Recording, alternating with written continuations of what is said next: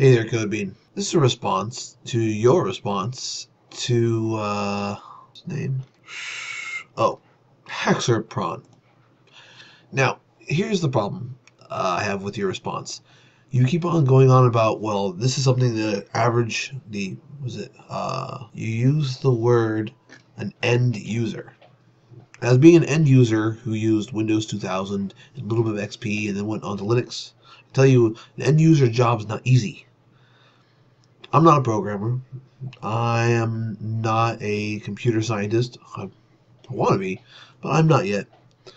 But what I do mostly on my Linux box is videos, music, um, artwork, things like that. I love the free art tools and I use them. And I don't do any real heavy tech stuff. But I'm smart enough that I know my way around the system. I know how to maintain a system. I cannot. I can barely build software, and I usually have to follow a guide step by step. I'm the typical Linux end user, I think. Now I know you're making arguments towards mass adoption of Linux, but it seemed like what's his name, Haxer Prawn wasn't necessarily talking about why everyone should use Linux, but simply why he uses Linux. He seems to be a programmer. You're a programmer. Again, you were talking about the end user, which I only know a few end users in the Linux world who are just users. And, the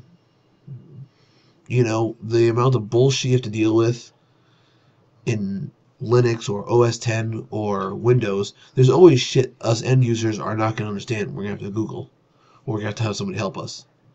No matter what system. No system is immune from that. But for me, I've had so many less issues in Linux. I put the disk in, it boots, it runs. I'm up and running in like 30 minutes. If my hardware explodes into a million pieces, get a new computer, new disk, system's up and going, I'm right where I was 30 minutes later. In the Windows world, for me, that was like a 2-hour process. So I can vouch for an end user. I am one. Alright, peace.